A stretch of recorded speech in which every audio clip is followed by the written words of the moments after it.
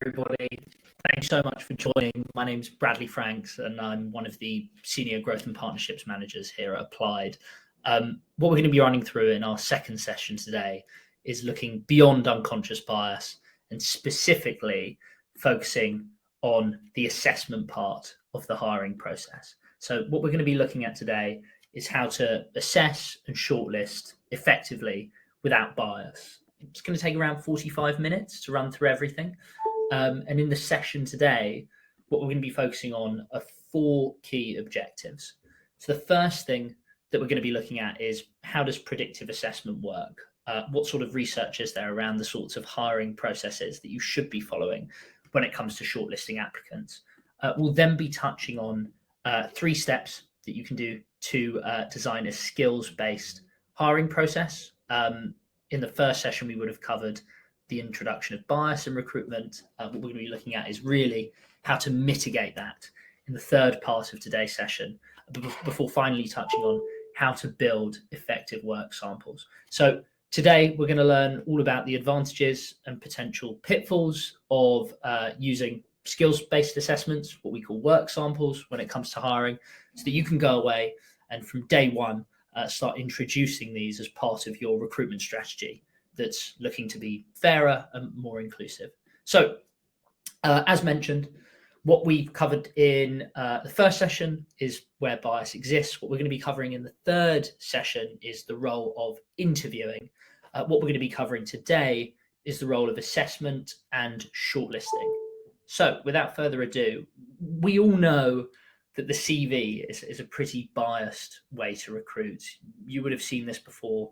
This is an example of a correspondence study, whereby we know if you have a name like Miriam compared to Sandra, Miriam being a non-white sounding name, Sandra in Germany being a Turkish German sounding name, you have to send 60 to 80% more resumes to get the same callback rate than if you're Sandra. And in order to combat that, one of the best things you can do is focus on skill set when it comes to recruiting, not just because it's a better predictor of performance, but because you can anonymize responses far more readily and focus on removing implicit bias. Now, in focusing on skill set, what we require is to be predictive when it comes to hiring. And what we mean by being predictive is focusing on things that actually are a truly good indicator of performance. So if you are hiring a marketing manager, testing them on their cooking ability isn't going to get you any closer to actually being able to assess if they're a good marketer. On the contrary, testing someone's presenting ability or ability to pull reports on search engine optimization or whatever it is a better predictor of candidate performance overall on the job. So what we need to start getting in the mindset of is thinking about predictivity when it comes to hiring and what we mean by it. And that's part of what we're going to be covering today. So what do you think? We're not going to do polls live here because this is a pre-recorded session, but what do you think is the most predictive indicator for job performance? Have a little think. What sticks out to you first and foremost? Is it the CV? Is it the role of work samples, cognitive ability tests, psychometrics, references, or is there something else that springs to mind? Well, if you thought work sample, you would be right. What you're looking at here is a study that was done by Schmidt-Hunter in 1986, and it was repeated again in 1998, and was repeated again in 2016. And what it finds is that work samples are the single best predictor of performance that we have when it comes to assessing candidate performance. Now, what we mean by a work sample, to be clear, is a small task that mimics the role a candidate would be doing. Now, you have other really good predictors of performance. Structured, scorecarded interviews are one of them. That's what we advise using later on in your hiring process. Cognitive ability tests and psychometric tests, they're quite good, but less specific to roles. And then you have the sorts of things that all too traditionally you might look for when it comes to shortlisting candidates.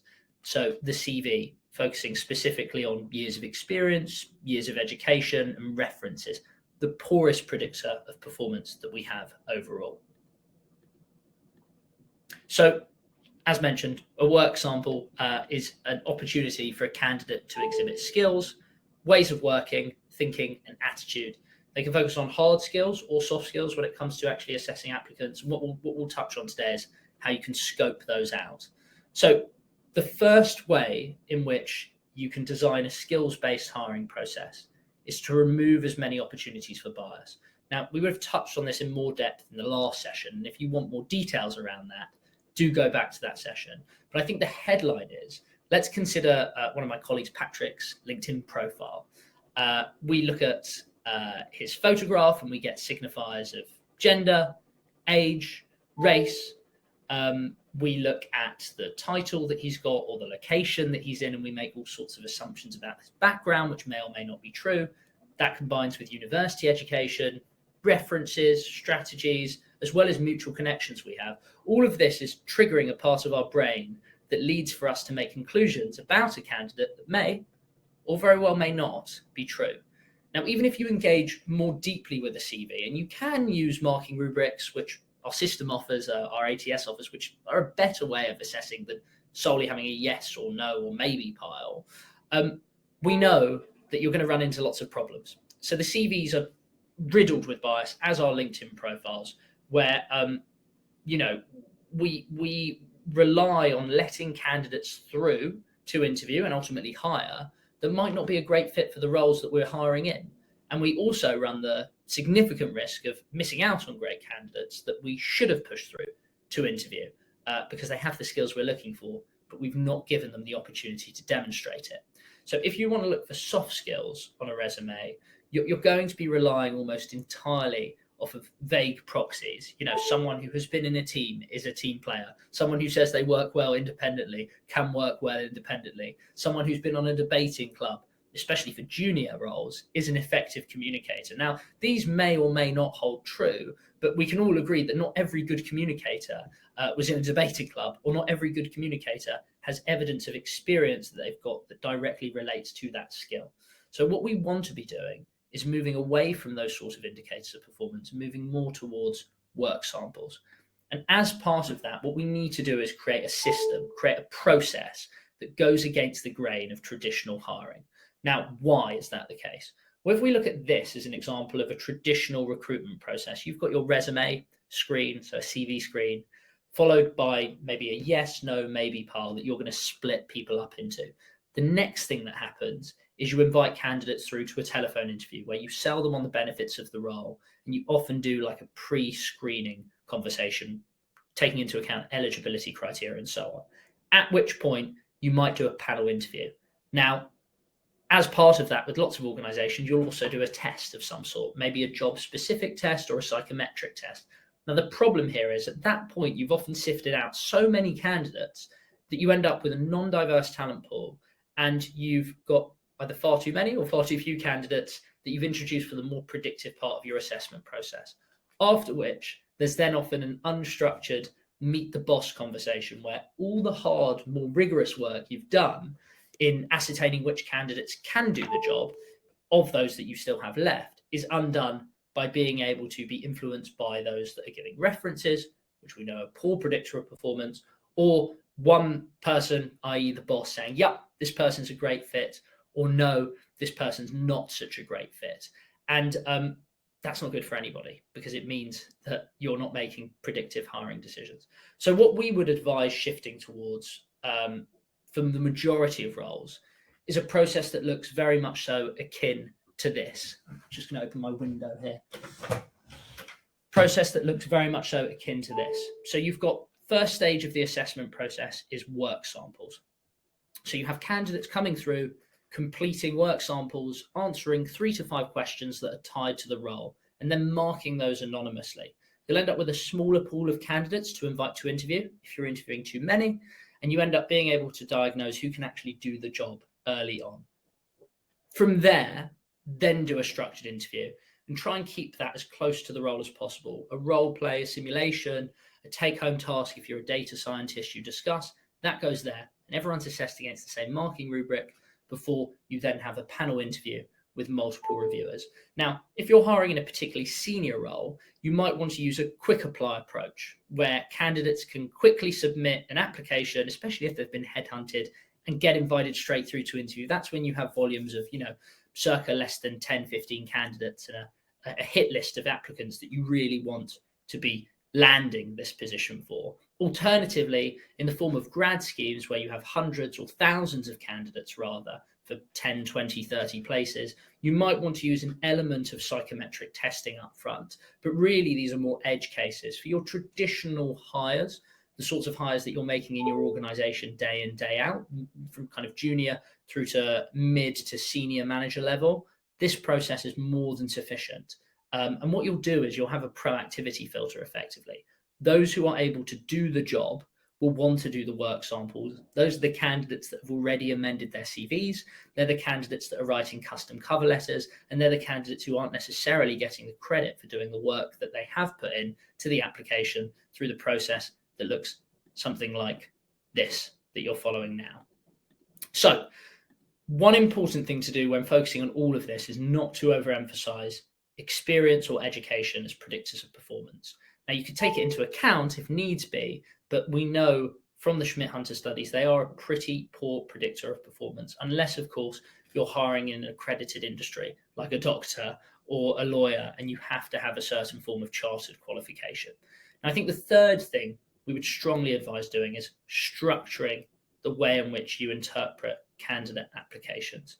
So what you're looking at here is what we would consider the ideal screening process to be. Now, our system here at Applied, our applicant tracking system, automates this process in the background before you shortlist candidates, but it's worth taking into account some of these elements that you could, if you weren't making the investment in Applied, you could automate. So the idea is candidates come through and they complete work samples. We'll touch on how you can build these out from scratch. We have a question library of 400, but you can always build them yourselves. Now, before you review candidates' work samples, we often get asked, well, what about candidates that aren't eligible to work?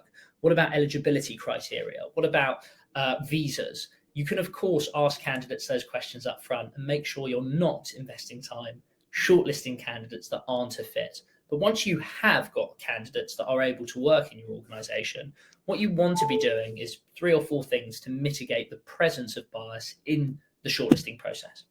So what's the first thing? The first thing is anonymizing those applications. So getting rid of the fact that Mrs. Blue or Mr. Gold or Miss Aqua are called Mrs. Blue, Mr. Gold or Miss Aqua. We don't want the role of implicit bias to be getting in the way of our review process. Now, what we're then going to do is chunk those questions together before we review them. Why? 2 reasons. Reason 1, it's quicker. It's quicker to score all question 1s together. You're not as influenced by what's known as context switching. There's less cognitive overload. If you're marking all question 1s together, you can focus on one task. Second reason, we don't want to be influenced by what's called the halo or horn effect. Specifically, the halo effect being when you have all candidates, say you're marking a single candidate's application and Mrs. Blue has done really well on question 1 and 2. Even if question 3 was quite average, we would inadvertently mark that candidate up. We don't want to do that. We want to consider each question and each answer to each question in isolation. So halo and horn effects aren't present when we chunk. And the final thing we're going to want to do is randomize. As you can see, Miss Aqua is coming bottom of the pile of work samples here every time. If we randomize the order we review them in, what we're doing is mitigating what's known as the ordering effect. Before finally, ideally having multiple reviewers, all scoring against a consistent marking rubric of 1 to 5 stars. So we're not as influenced by groupthink. We use crowd wisdom. Now, what we'll touch on in our interviewing sessions in our 3rd module is the ideal number of interviews to be completing, or ideal number of interviewers to have, as well as the ideal number of interviews to be completing. But I think one of the things that we would always recommend when looking at this is how many people do you want reviewing?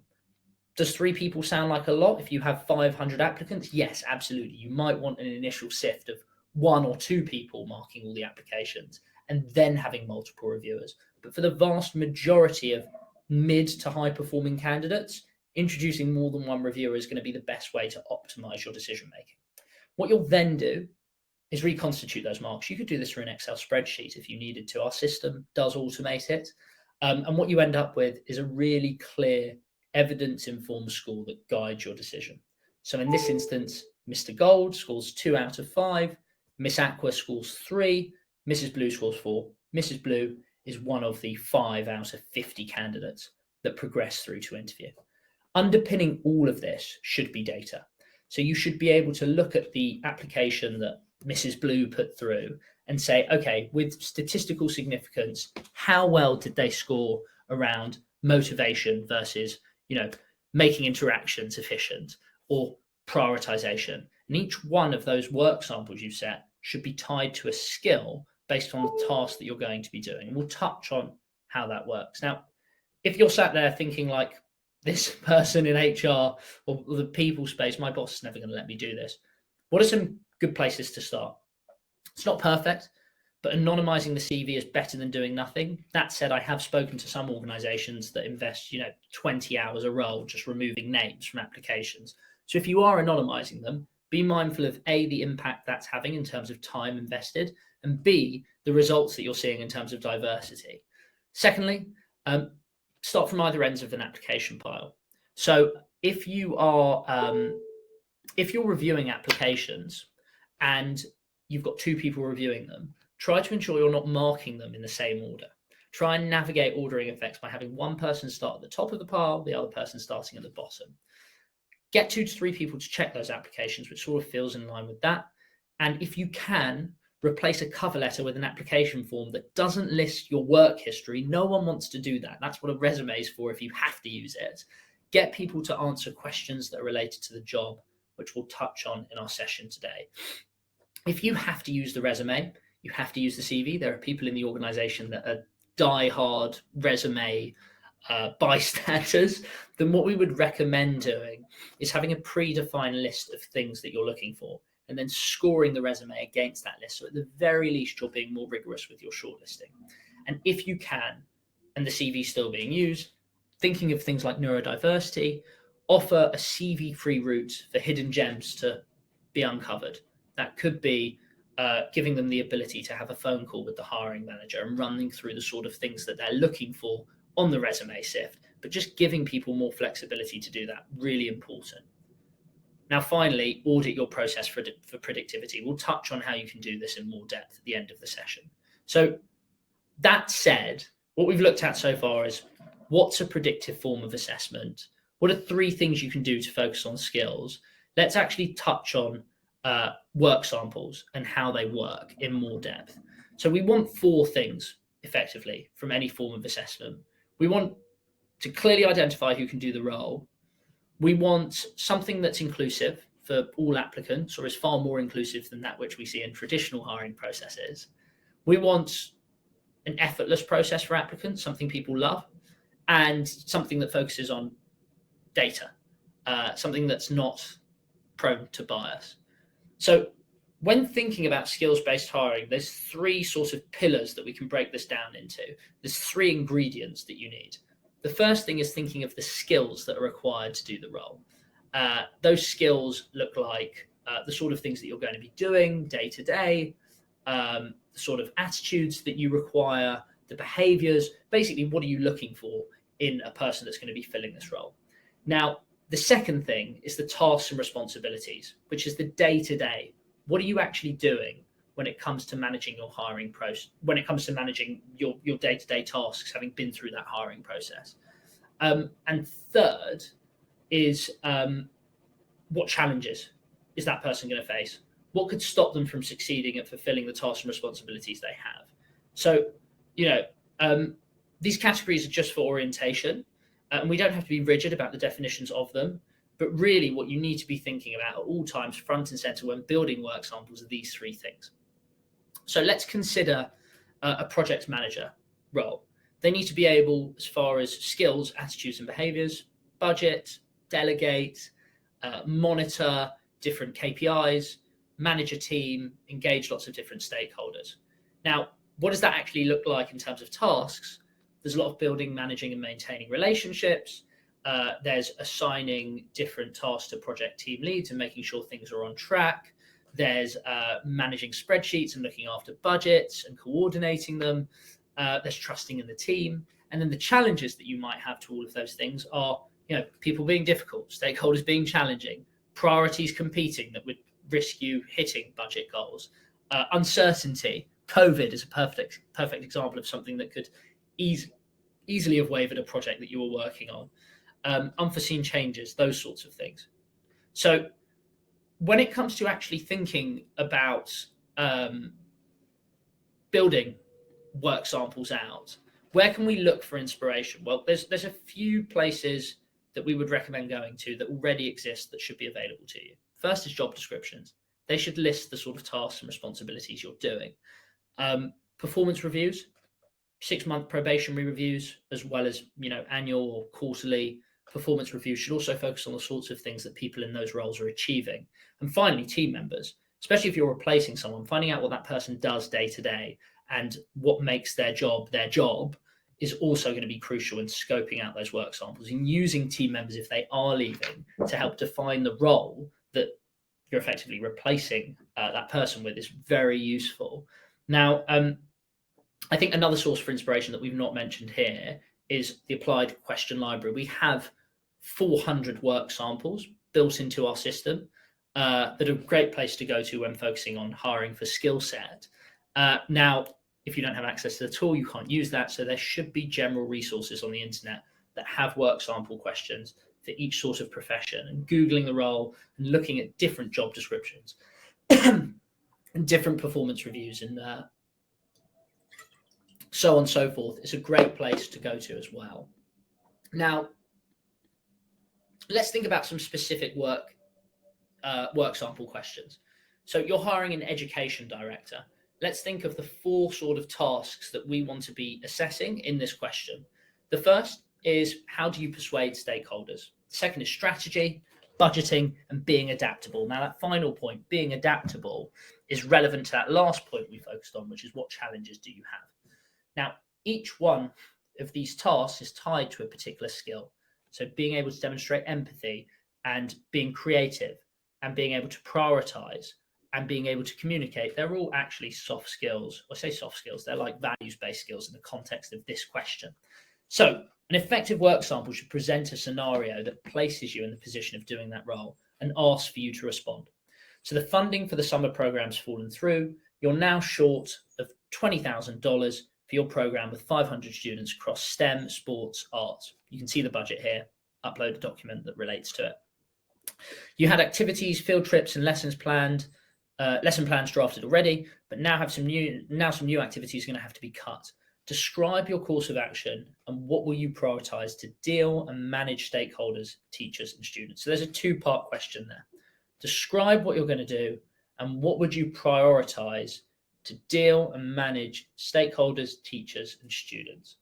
Now, as with any good work sample, we need a marking rubric.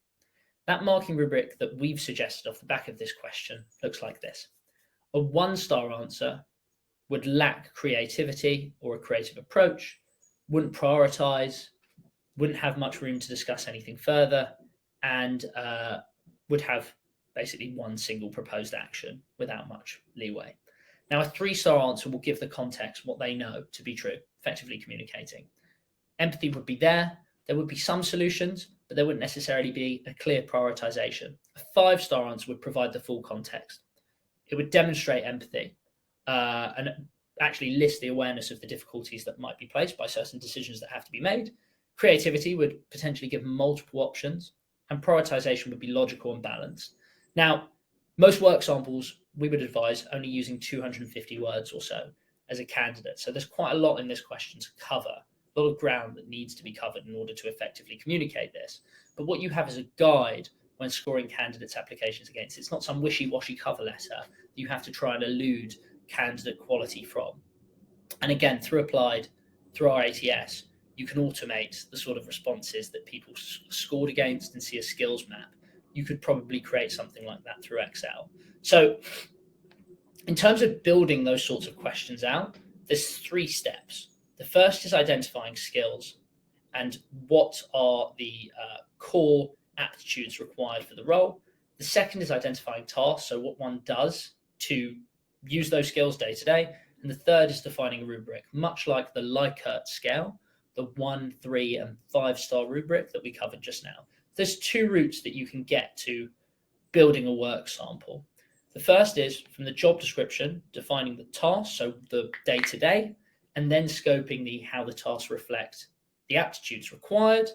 The second is starting with the skills and aptitudes and then defining how they map onto tasks. It doesn't really matter which one you prefer, whichever one comes naturally to you is the one that you should do. Both of those will lend itself to deciding whether or not those tasks and skills should be assessed in interview or in work sample form, before then actually creating a library of work samples that are relevant for the specific positions that you're hiring in. So let's look at version 1, starting with the sort of tasks that you're going to be doing. We've got, as an example, an operations manager position. So there's all sorts of things that you need to be able to demonstrate as an ops manager. Analyzing data, developing policy, delivering presentations, persuading stakeholders, running meetings, etc. And all of these sorts of things massively feed in to what you're going to be doing day to day as an ops manager. As we can see under here, in terms of operations, your main sort of tasks are going to be hiring great people, overseeing budgets, processing expenses, and running meetings. Now, if we think about those 5 tasks, we can break them down into each one of those tasks into 3 different skills or multiple skills.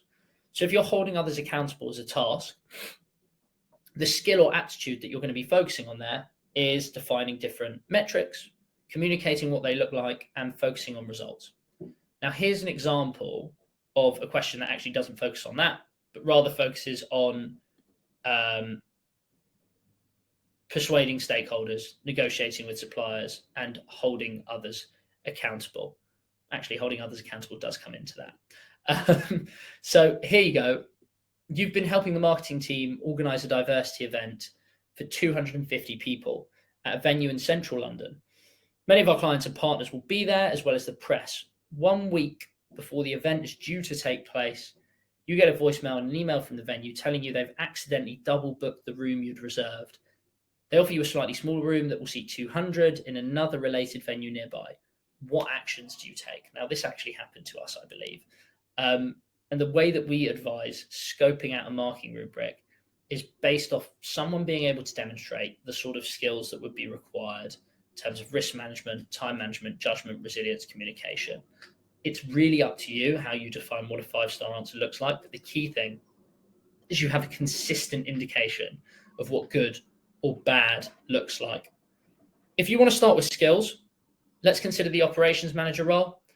Adaptability, passion, creativity, emotional intelligence.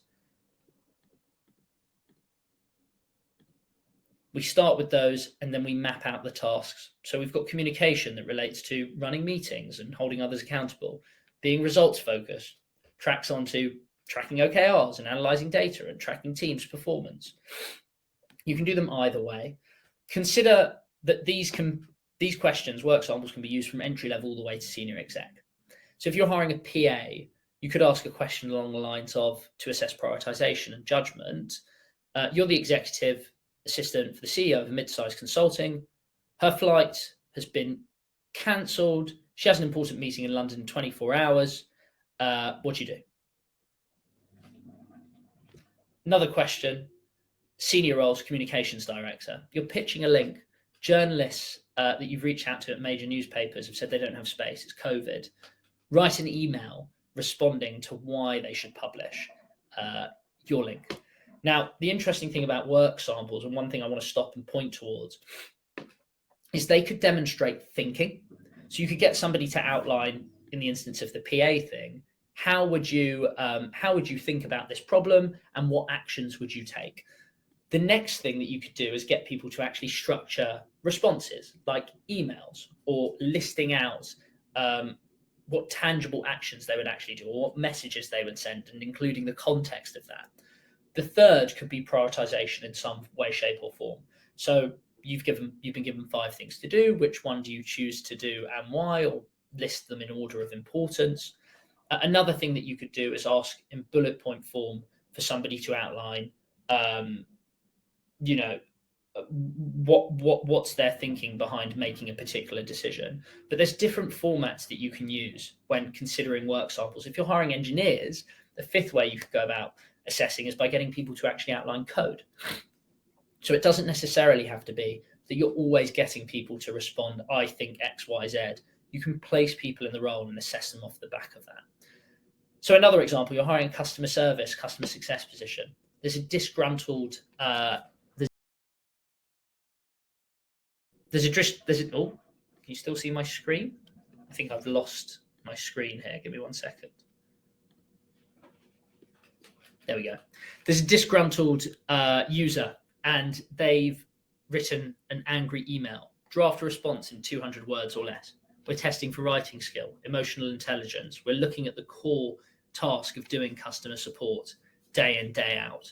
An engineering task that you might do would be to get somebody to look at a specific problem and have them scope out the sort of extra information that they would look for and what they would do to improve poor loading times. So when considering work samples, you probably have the gist of this already, but you want to be looking for transferable skills. There's the same pool of candidates that might be salespeople or might be marketing managers or might be chief of staffs that other organizations are looking at and going after and trying to recruit. Now, there's plenty of people out there that might be able to very readily do the jobs that you're hiring in, but on paper don't have the title or the experience that all too traditionally you would be looking for. So if you're listing the skills that you're looking for in your job descriptions and you're indicating that they're more important than background, what you're doing is looking for transferable skills. Now, I think there's a lot of different industries that you could see people moving into different roles from. One shift that I've seen a lot of recently is sales teams and sales roles hiring teachers, because you have to communicate effectively. You have to manage multiple stakeholders. You have to stick to delivering clear, succinct lessons. And, you know, there's a lot of stakeholder management required when being a teacher. And, you know, we've seen plenty of people step up into organizations, the 400 or so we're supporting at Applied, that don't have explicit experience in the roles that they're being hired in, but excel. So one of the things that we've also touched on that are essential to using work samples is measuring. I just want to touch on the importance of measuring in particular ways and what effective marking rubrics look like. So consider this, what you see in front of you. I'm not going to say what it is because it will give it away. I want you to imagine the first thing that springs to mind if I say to you, what's in this image? Now, give you 3 seconds, 2, 1. This is a photograph that was taken from a study with the National Academy of Sciences, a collaboration between American organizations, American researchers rather, and Japanese researchers. Now, what it aimed to demonstrate was a phenomenon known as blind spotting. If this image rather, was put in front of a Japanese audience, the Japanese viewers were more inclined to say that they saw coral or the ocean or the sea or nature or, you know, those sort of things associated with the landscape. When put in front of an American group of respondees, they focused on the fish, the individualism, the not the wider, broader context. And what that was seen to do was reflect the importance in Japan of the communal and in America of the individual. Now, why am I talking about fish and coral when we're talking about hiring and marking rubrics? Blind spotting was clearly present in how two different cultures interpreted exactly the same thing. And that's something that's really important for you to consider. What are you focusing on good or bad or average looks like when it comes to assessing your work samples or any part of your application process? We found this ourselves when we were hiring at Applied. We were hiring engineers. We provided take-home tasks that those engineers did pre-interview after they did work samples. And what we found was some of our engineers, because we didn't explicitly mention it, would assess the quality of the code that was being completed by candidates based off whether it worked. If it didn't work, they scored a 2 or a 3-star out of 5. Now, another set of reviewers were focusing on, did it follow a logical flow? Not really caring about whether it worked or not, because whether it worked could be tweaked and fixed with the team. It was about, were these candidates demonstrating the raw skill set that was important for the role? So we realized this and we scrubbed up our marking rubric and we made sure that we were all focusing on the same things. It's why it's so important to be aligned in terms of what you're looking for. Now, Another important thing to consider in keeping it relevant is don't focus on your gut. Like, if you have a great feeling about a candidate but they score poorly, you should be eliminating that candidate unless the scoring that you've given is based off the wrong predictors of performance, at which point you should have a conversation about your whole hiring process altogether. If you have a pretty neutral feeling, you feel okay, but a candidate scores really well, as long as you're focusing on the right things, you should be passing that candidate. You should be progressing them through to the next stage. And what that really comes down to is using consistent measurement. So defining the role and the requirements, the tasks and the skills, having a Likert scale from 0 to 5 stars, and creating a marking rubric and some examples of what good, poor, average answers look like. And what you'll end up with is hiring far more candidates like Shruti, who's an example of an applicant that came through Applied, someone who worked for years in the automotive industry, but dreamed of working in the sports industry, but couldn't quite land a role because they didn't have the 3+ years of experience in the industry that they were applying to roles in. And what they found when they applied to positions through Applied and eventually started working with one of our organizations that we're supporting wasn't important what industry they'd worked in. What was important was how they demonstrated their ability to do the role. So some tips and tricks on using work samples effectively. They should always be doing as much as they can to mimic the job.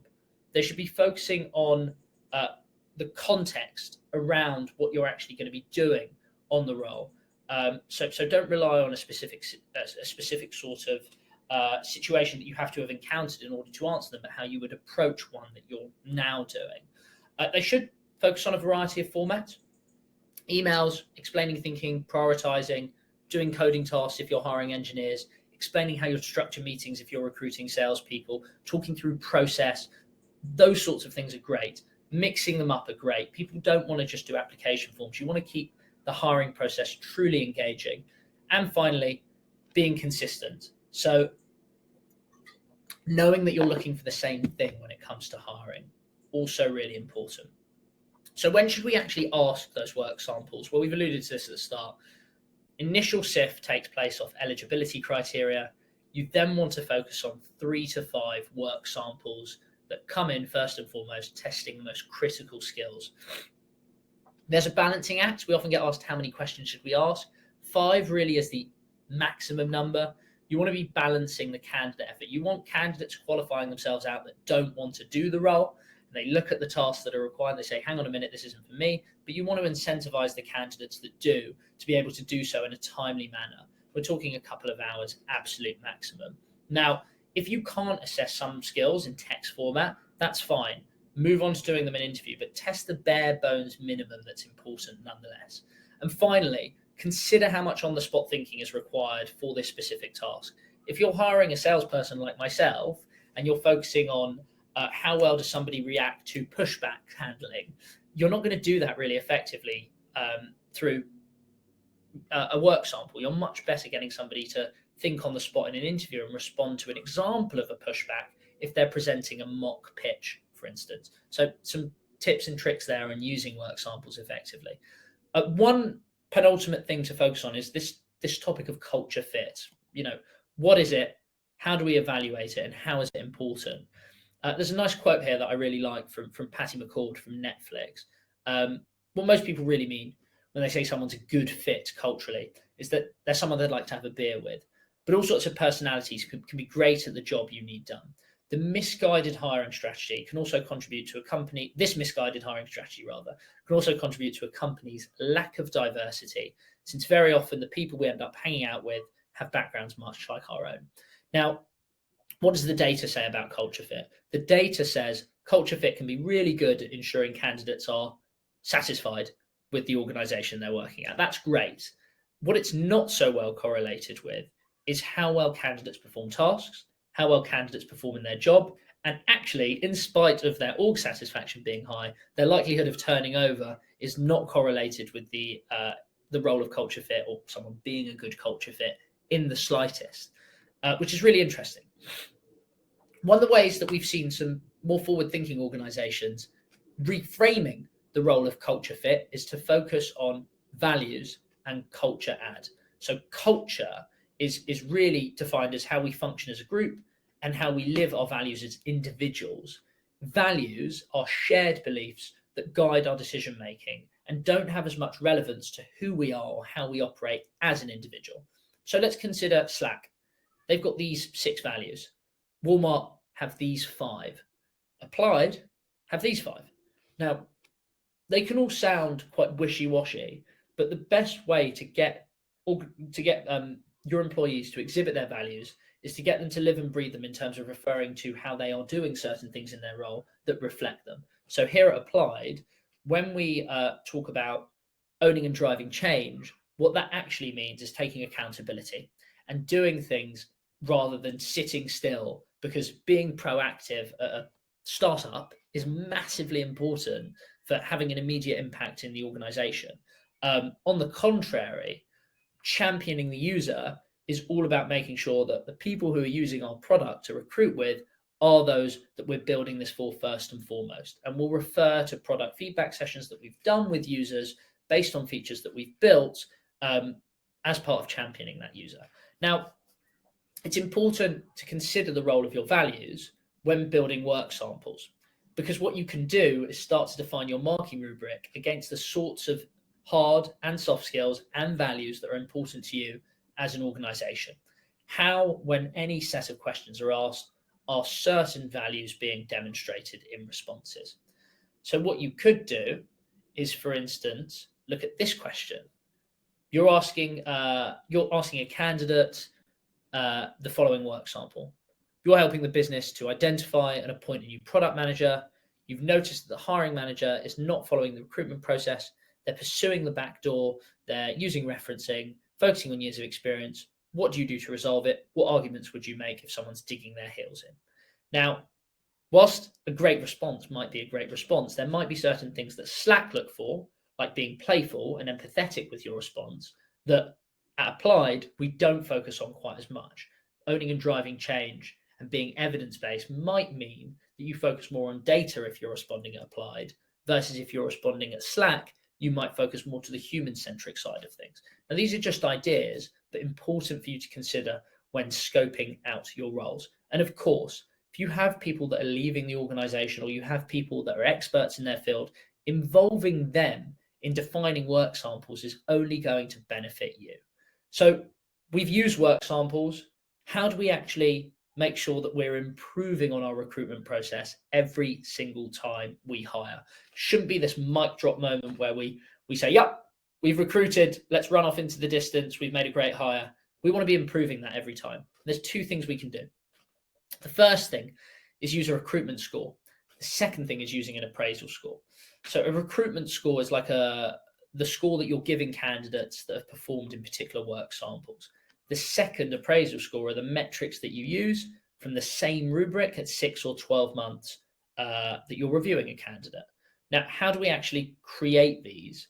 Well, we would create them off the back of identifying skills, testing them, making sure we're defining what we're looking for when we score work samples, and then comparing them. So let's take Jane and Jim as an example. They've been at our company for 6 months. They both work in marketing. When hiring them, we decided that passion, as far as skills, passion, social media, and collaboration are the 3 most important skills that we're focusing on. Now, what we know is in the work sample sift, Jane scored 14 overall, and Jim scored, 12 overall. So if we add all of that up, what we can start to do is compare how well they did in their hiring score to how well they did in their appraisal score, and really start to dive into how good an indicator of performance the sorts of assessments and work samples and interviews later on that we used are an indication of those candidates' performance. So the predicted quality of hire, if we take the total possible number for Jane and Jim, which is 5, 10, 15, 20, 25, is 30, and we divide the sum by that number 30, we get an 87% predicted quality of hire. Now, if we compare that to their scores of how well they've actually performed in the role, which in this instance, Jane scored 4 in collaboration, so that matched. She scored 5 in passion, which matched our expectations, but she scored 3 lower, 2 in social media, so that didn't match. Jim, much the same for collaboration and passion, but 1 lower than we expected for social media. What we can paint is an actual quality of hire indicator. And what we can clearly see here is that the social media assessment was not particularly predictive of performance. Now, what you can start to do, just using a quick spreadsheet, is understand what parts of your assessment process are giving you the best indication of performance. And in line with what Peter Capelli, academic and author in the HR space, says, HR can start to show why the issues that it addresses actually matter to the business and how to improve process long term. We know that, if the CEO asked a marketing team how well a campaign had done, and the response was, we've got a good idea of how long it took to roll out. We know how much it cost, but we don't know if we're selling anymore. The response would be, well, why not? We should know that. And I think the same goes for HR and people teams. What we want to be doing is using data in the sector that we're operating in to improve processes long term and get a better bang for our buck when it comes to hiring. So that sort of brings the session that we focused on today around work samples to a nice, neat conclusion. It's been about 45 minutes. What we're going to be focusing on in our next session are the benefits and role of structured interviews, building on this as a foundation. You can go to our website, beapplied.com/resources, to download additional resources based on what we've spoken of. Do follow us on Twitter. And you can also go to our website, keep in touch with us by following us on social media, as well as joining and following our page on LinkedIn. I wanted to thank you on behalf of the Applied team for joining us today. Thank you so much for taking some time out to run through the session with me, and hope that it was useful overall. Take care and have a lovely day. Bye-bye.